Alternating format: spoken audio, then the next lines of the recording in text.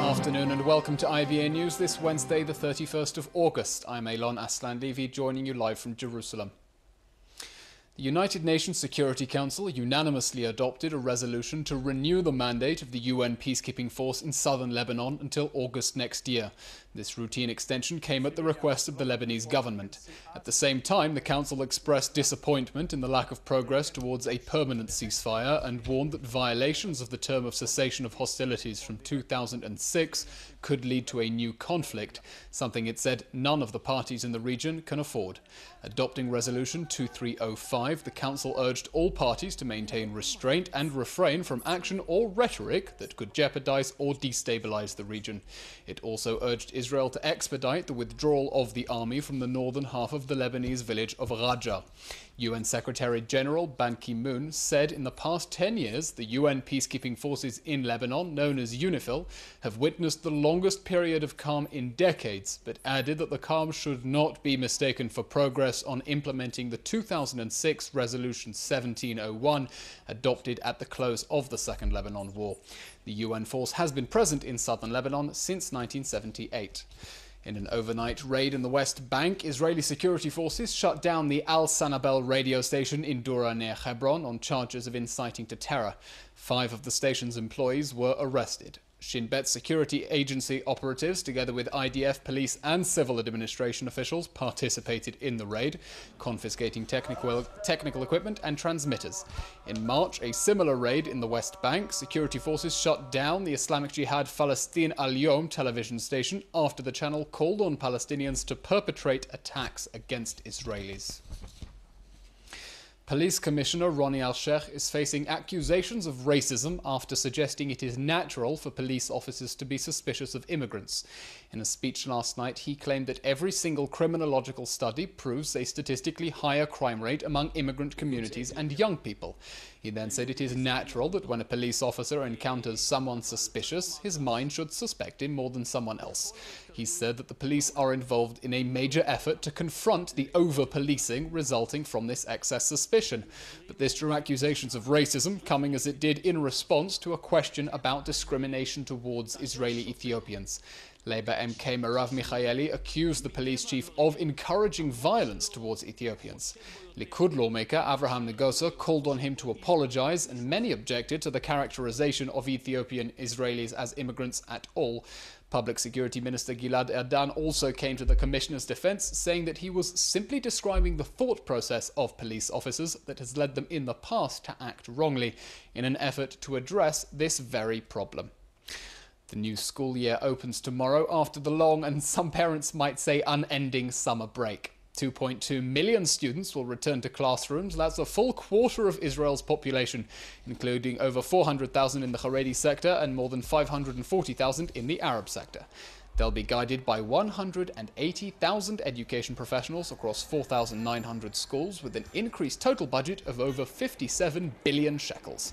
The Director General of the Education Ministry, Michal Cohen, says the school year will begin as normal without disruptions, but now the head of the Osfia Regional Council is threatening to keep schools shut tomorrow in a dispute over budgeting. The ministry intends to deepen Education Minister Bennett's reform of shrinking class sizes in elementary schools and will push for students to acquire practical English language skills.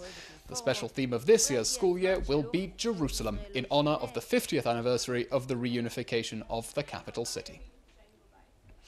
Joining us now from our Tel Aviv studio to discuss the opening of the new school year is Aryeh Barner, principal of the Ben Gurion High School in Emek Hefer. Mr. Barner, thank you for joining us. Thank you. As an experienced educator, are you optimistic about the new school year? I must be optimistic if I wish to be an educator. I am optimistic, practically speaking, because I think that most of us, most schools, do have the tools to carry out our missions. But tools including the necessary budgeting from the state and resources?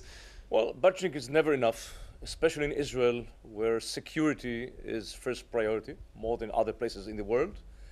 Nevertheless, I think that the major tool is not money. Although I would like to have more money in order to realize my plans.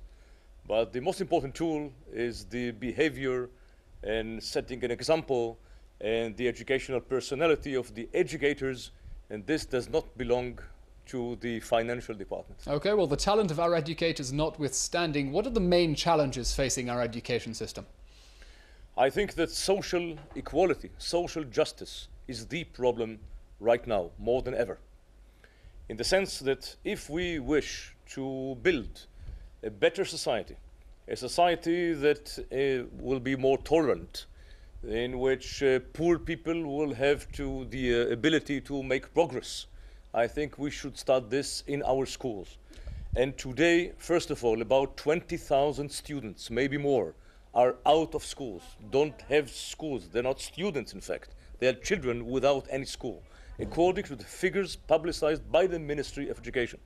Number two, more and more places, cities, other places on the map of the state of Israel permit parents to choose the best school in their opinion for their children, which sounds wonderful. But in fact, it means that richer parents will make decisions and poorer parents and new immigrants will have to go wherever they will be sent. And I think that today, more and more young Israelis study together with students that belong to their own original social group and do not get to know other groups in our society. On this topic specifically of the growing trend of privatization, and certainly many parents know the ordeals of funding private tutors for schools, is there a benefit of actually increased competition within the Israeli system resulting from this privatization? I agree. I believe that competition in this field is not necessary at all. Which means that the ministry should, of course, tell one principal that is not good enough and the other that he made progress. But competition can be made when you use numbers, figures. And the most important elements of education are not numerical. State-led top-down system, you're saying? Excuse me? As a state-led top-down system, instead of having competition between schools. I agree. Usually in our public, maybe in other places in the world as well, we used to say, we the public, that a better school is a school which has better students. And the bad students cannot be found there. Mr. Barnett, I believe that a good school is a school in which better educators can be found. Moving on slightly, the Education Ministry under Minister Naftali Bennett has launched a campaign pushing high school students to take the high-level 5-point mathematics matriculation exam. We have a high-tech oriented economy, but is it wise to be pushing mathematics at the expense of more creative subjects? Those students who are interested in making progress in mathematics and study at the level of 5 points should have the possibility to do so. So the tendency is right. Nevertheless, students who can study mathematics and wish to do so in lower level are legitimate as well. And they may succeed in literature, in history, in other fields that have importance for them as people, personal people, and for the society as a whole. And I think that the major issues in our educational system do not have to do with the number of points in which a specific student will adopt, but they are moral issues. We are an educational system, and not only academic system. On the matter of the moral issues specifically, there's been much controversy over the new civics textbook and allegations of political meddling in the curriculum. For the record, how much political involvement is there in setting the curriculum? I think that as far as the government is concerned, not much. I've been a school principal for more than 20 years, and only few cases there were in which I got phone calls from politicians trying to implement their political aspirations through my school. But in terms of the broader picture, we've seen Minister Bennett, for example, pushing for more studies about Mizrahi heritage, for example. Yes, I saw. It's not so horrible that we get to know this this political party or movement. Not in the least. But I think that the problem in this field has to do with the local authorities. I think that here pressures are more to be felt. Briefly, any tips or recommendations for students and their parents as they pack their school bags for tomorrow?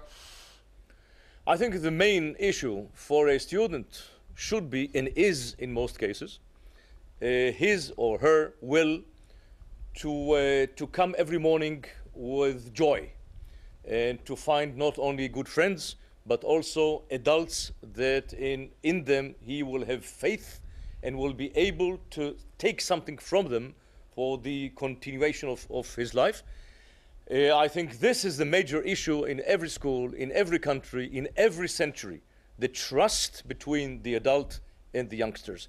And this is their expectation, and I hope very much that I myself and other teachers will meet it. Thank you. Thank you, Mr. Barnier.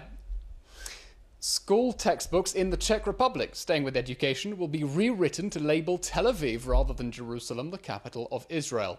The decision reportedly came in response to a complaint by the Palestinian ambassador to Prague. The move is still thought especially concerning since the Czech Republic is one of Israel's closest allies in Europe.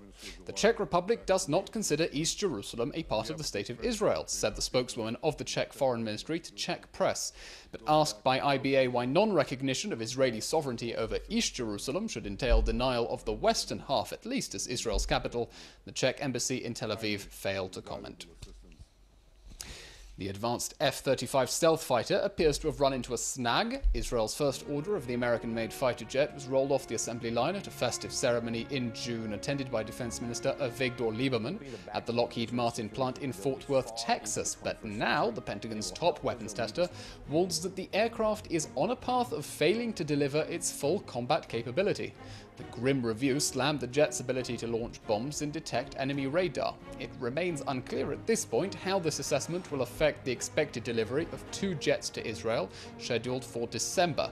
The Air Force intends to operate a total of 33 such jets by 2020. The F-35 stealth jet is the most expensive weapon system in aviation history, and the US military's program, which includes nearly 2,500 planes in total, came with a price tag of $400 billion, yes, billion dollars. Another defense deal at risk now is Germany's planned leasing of armed Heron TP drones from Israel's aerospace industries. Germany's defense ministry had announced the decision to lease the Israeli-made drones in a deal worth nearly 600 million euros instead of buying the US-made Predator B. But General Atomics, which manufactures the Predator, has challenged the German defense minister's decision. A ministry official said the latest legal process could take 3 to 9 months to resolve. The Airports Authority has launched an investigation into a dramatic but bizarre incident last night at Ben Gurion Airport when a car rammed through the security barrier and then 2 of its occupants attempted to flee on foot. The incident occurred after the driver ignored calls to stop for a routine check at the entrance to the airport and rammed the gate with the vehicle, heading towards the main international terminal. The car came to a halt a few hundred meters after the entrance. Security forces arrested 2 of the occupants and later caught the other 2 trying to flee the area. Following initial questioning, police ruled out terrorism and said the car was not stolen, adding, it appears the 4 took a wrong turn from Highway 1 and panicked when they saw the guards. They were later released without charge. The head of America's Central Command is warning Iran against provocative naval maneuvers in the Persian Gulf and Straits of Hormuz. The concern came after 2 Iranian ships harassed 2 US coastal patrol ships and a destroyer in the northern Persian Gulf last week. One of the American coastal patrol boats fired in the direction of the Iranian ships to stop them chasing after the destroyer. In another incident, 4 Iranian vessels approached the USS Nitze while it was transiting international waters in the Straits of Hormuz. US officials called the incident unacceptable, saying such actions have the potential of sparking an escalation. General Joseph Votel, the head of the US Central Command, said the Iranian Quds naval force, that's an elite unit within the country's Revolutionary Guards, is responsible for the harassment. What I see is this is principally the regime leadership trying to exert their influence and authority in the region, and they are trying to do it in provocative ways that are unsafe, unprofessional, and really, I think, work against their objectives in the long term here. But I'd want to emphasize that about 90% of these unsafe, unprofessional activities we see come from the Iranian Quds Force Navy vessels. They don't come from the general Iranian Navy. Only a very, very small percentage of them do. So this is, in my view, is not about the Iranian people. It's about the Iranian regime and their desire to continue to do these types of things that stoke instability or attempt to stoke instability in the region. Thousands attended the 40th anniversary celebrations at Kedumim, the first Jewish community established in Samaria. Events began yesterday afternoon with a meeting between members of the Elon Moreh pioneering group of the Gush Emunim movement, known today as Kedumim, and children from the community. Today, Kedumim enjoys local council status and boasts a population of 5,000. At last night's celebrations, photos from the community's past and present were displayed throughout the night on large television screens. Education Minister Naftali Bennett, Sports and Culture Minister Miri Regev, and Agricultural Minister Uri Ariel, as well as Chief Rabbi David Lau, were among the public who joined thousands of people at secondary celebrations held at the community's Givat Yishai neighborhood, with Israeli performers David Deor, Yonatan Rozel, and Hanan Ben Ari entertaining the crowd. Kibbutz Ramat Rachel, located uniquely within Jerusalem's municipal boundaries, celebrates its 90th anniversary this month. IBA's Kalev Ben-David has this report on how a former border outpost has today become one of the capital's prime leisure spots. On a hot summer day, the pool and health club at Kibbutz Ramat Rachel on Jerusalem's southern edge is packed. But as the kibbutz celebrates its 90th anniversary this month, few people here know the story of the years of hardship and tragedy behind the building of Ramat Rachel. Avraham Kreisel, you're one of the veteran members of Kibbutz Ramat Rachel. How did the kibbutz get started? Joseph Trumpeldor was killed in Tel Chai in 1920. In a memorial day, 1 year after he died, a group of people decided to establish a regiment or a group of people, and they called it the Jewish Brigade after Joseph Trumpeldor. A group of these people, they came and they lived in Jerusalem. The idea to build a kibbutz was very strong in their mind, and in 1926 they got a decision to build a kibbutz. And then they found this place, Ramat Rachel, which was absolutely empty. The kibbutz, which sits on a strategic hilltop overlooking Bethlehem and the surrounding Arab villages, has frequently found itself at the center of conflict. We are standing near the graveyard of the kibbutz Ramat Rachel, which was very close to the border between Israel and Jordan. If you look to this beautiful monument, the olive trees, behind these olive trees, we have already the green line, and we have an Arabic village, Tzur Bacher. This area we now was a battleground in 1948 and in 1967. Absolutely. Here, one of the positions that Ramat Rachel defended the kibbutz was right here.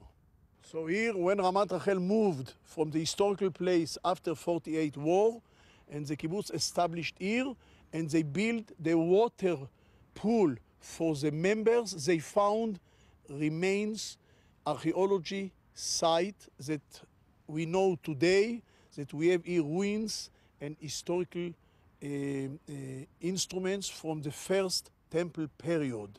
We know that here in this place was the palace of one of the kings in the 8th century before Christ. So in 1956, the Israeli Archaeology Authority made a very big conference in Jerusalem, and one of the options for the people who came to this conference was to see the archaeology site in Ramat Rachel.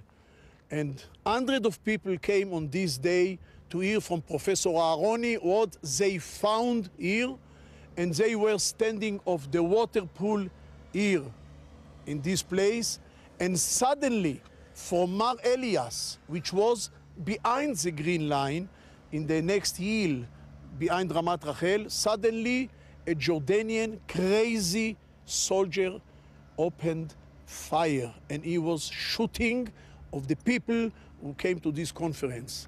And 4 people died immediately. Ramat Rachel, when I came, was a very small kibbutz near the border, and we had a big hope, some of my friends, that after the army we came to Ramat Rachel back, and we got married, and we start to build the kibbutz. And if I compare Ramat Rachel in 1967 with one child which was born in April 67, today, thanks God, in Ramat Rachel we have again 200 members, a little more than we had in 48, and we have many, many children. And only last year, from Shavuot till this year Shavuot, we gave a big gift to the kibbutz. 21 new babies were born in Ramat Rachel. Kibbutz Ramat Rachel derives its name from its hilltop location, overlooking the tomb of the biblical matriarch Rachel on the road to Bethlehem. Today, there are few who remember its earlier days of struggle, and the kibbutz holds more pleasant memories now for its inhabitants and for Jerusalemites, such as myself, who was married on this very spot 22 years ago. This is Kalev Ben David for IBA News. Ben Gurion Airport welcomed 211 new Olim from Ukraine yesterday aboard a special flight sponsored by the International Fellowship of Christians and Jews.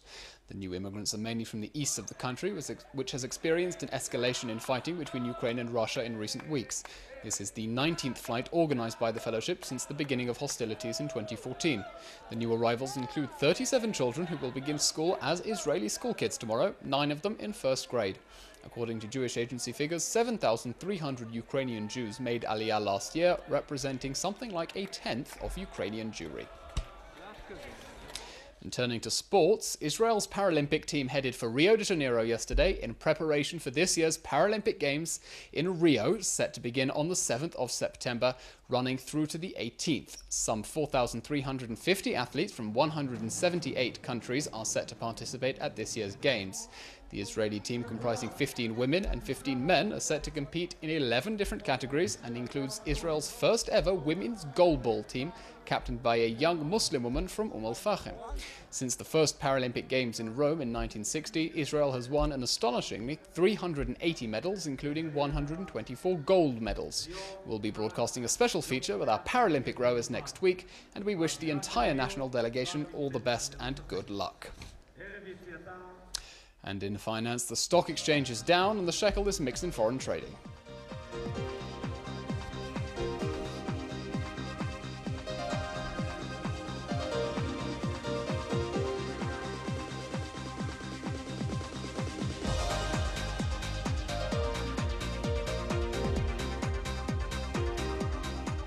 In weather, tomorrow is expected to be partly cloudy with no significant change in temperatures.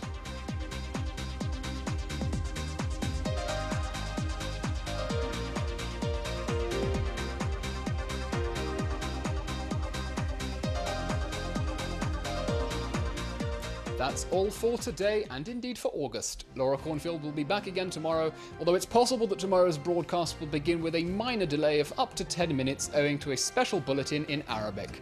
I'm Elon Aslan Levy, wishing you a good evening, and see you in September.